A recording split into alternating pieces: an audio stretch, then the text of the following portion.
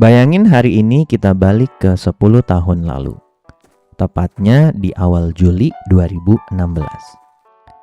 Waktu itu, lu punya uang nganggur 300 juta rupiah hasil nabung mati-matian. Lu bingung uangnya mau diapain. Akhirnya, lu putuskan untuk bagi rata aja deh. 100 juta ditaruh di tabungan bank biasa, 100 juta dibelikan emas Antam fisik, dan 100 juta terakhir lu beliin saham Antam. 10 tahun berlalu, hari ini Juli 2026, nasib uang 300 juta lu tadi kayak gimana ya? Mari kita bedah satu persatu. Skenario pertama, tabungan bank. Di tahun 2016, 100 juta rupiah itu uang yang besar. Lo bisa datang ke dealer mobil dan bawa pulang mobil baru pakai duit cash 100 juta tadi dan masih dapat kembalian. Kalau uang itu lo diemin aja di tabungan bank biasa, mari kita hitung nasibnya.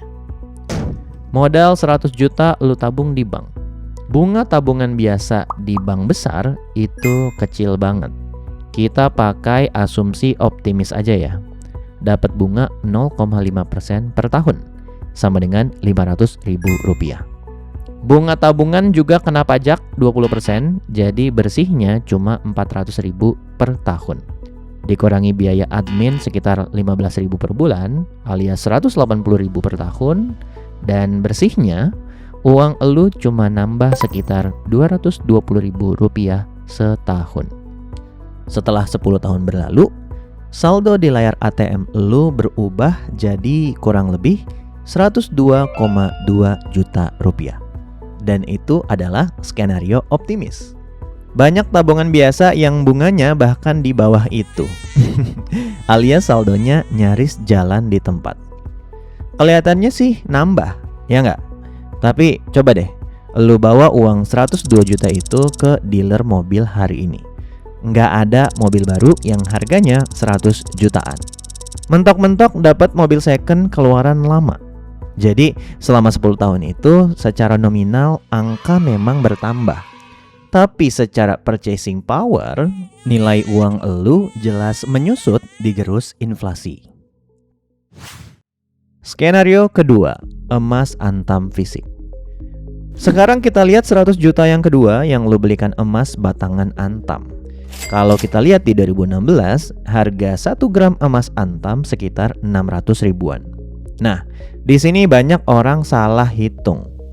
Kalau lu cuma lihat harga pecahan per 1 gram, lu bakal mikir 100 juta rupiah akan dapat 166 gram. Padahal, makin gede pecahannya, makin murah harga per gramnya.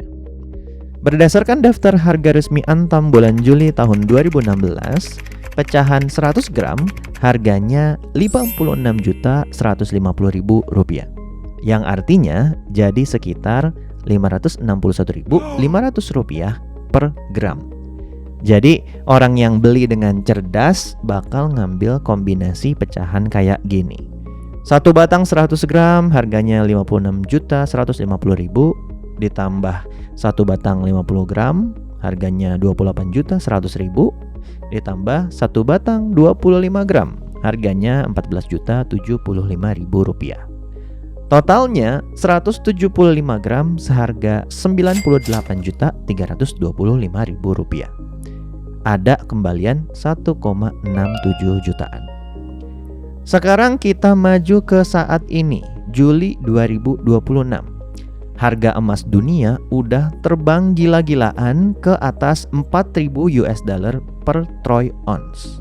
Dan harga buyback resmi emas Antam, kalau lu jual ke butiknya langsung ya, sekarang ada di 2,4 jutaan per gram.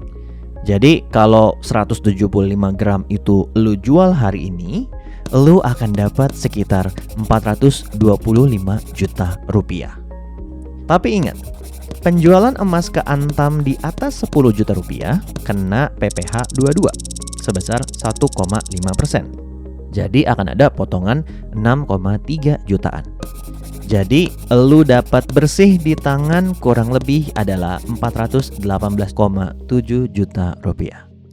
Ditambah sisa kembalian lu dulu, 1,7 jutaan.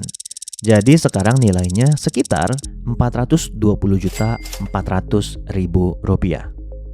Gokil kan? Uang elu tumbuh lebih dari 4 kali lipat dan itu pun sudah dipotong pajak. Ini membuktikan kalau tujuan elu adalah melindungi nilai kekayaan dari inflasi parah yang terjadi dalam jangka panjang.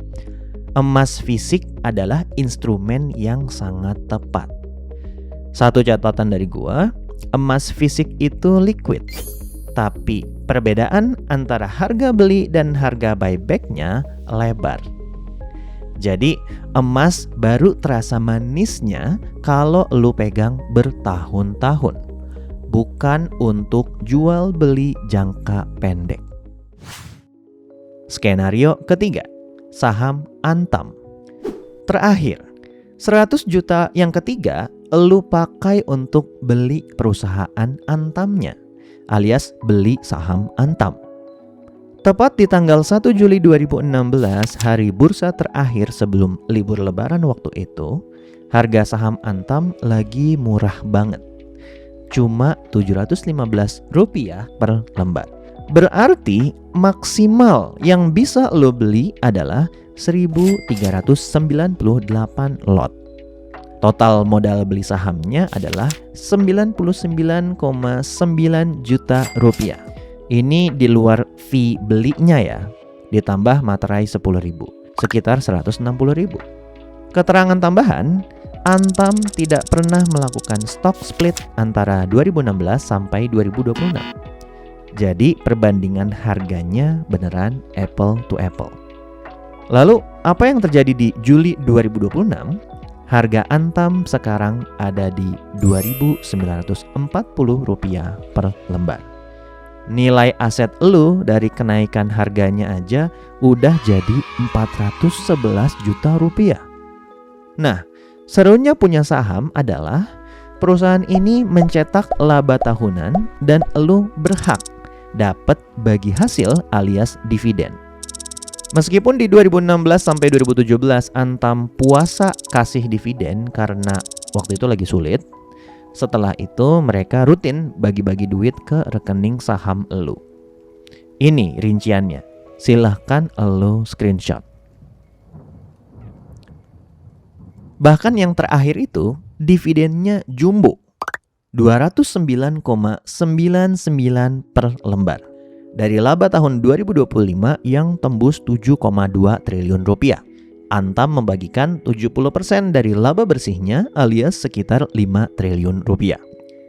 Jadi, total uang tunai dari dividennya doang ya, selama 10 tahun lu pegang saham Antam adalah 89 juta rupiah. Sedikit koreksi pajak, dividen tahun 2018 sampai 2020 masih kena PPh final 10%. Ini adalah aturan lama. Sejak UU Cipta Kerja, dividen jadi bebas pajak asal diinvestasikan kembali ke dalam negeri dan dilaporkan di SPT. Potongannya kecil, sekitar Rp245.000, jadi dividen bersih yang lu terima adalah sekitar Rp89,5 juta. Dan kalau lu jual semua saham Antamnya hari ini, lu akan dapat sekitar Rp411 juta dan dipotong fee jual sekitar Rp1 juta plus biaya materai 10.000, maka elu bersihnya akan dapat sekitar Rp409,9 juta. Jadi total kekayaan elu dari saham Antam hari ini bersih setelah pajak dan fee-nya adalah Rp499,525.000. Nyaris setengah miliar dari awal mulanya Rp100 juta. Pertanyaannya, enak banget ya kalau dihitung pas lagi untung gede kayak sekarang. Padahal kenyataannya pegang saham komoditas selama 10 tahun itu tantangan psikologisnya luar biasa. Makanya buat kita-kita yang mau serius investasi tanpa gampang jantungan lihat chart yang merah, wajib banget punya alat analisis yang mumpuni. Contohnya pakai Ajaib Terminal di desktop. Di sana ada fitur broker summary yang bisa bikin lo lihat transaksi dari masing-masing broker. Selain itu, sekarang ada order queue, sehingga lo bisa lihat secara real time dengan lengkap antrian jual dan beli saham yang lagi lo incer. Gua yakin akan ada banyak trader ataupun swing trader yang akan terbantu dengan adanya fitur ini. Belum lagi fast execution-nya di Ajaib, jadi nggak bikin ketinggalan momen. Another point penting untuk para trader. Menurut gua, Ajaib Terminal ini beneran ngasih a more powerful trading experience lewat fitur-fitur terbarunya. Biasanya untuk pakai fitur ini berbayar dan ada syarat tertentu. Tapi kalau di Ajaib Terminal semuanya itu accessible dan free untuk nasabah Ajaib. Nggak percaya? Nanti lo bisa cek sendiri, oke? Jadi tunggu apa lagi? Segera download aplikasi Ajaib Sekuritas di handphone lo, terus daftarin diri. Daftarnya bisa pakai kode gua saham dari nol, biar lo dapat hadiah 1 lot saham dari Ajaib Sekuritas setelah berinvestasi pertama kali.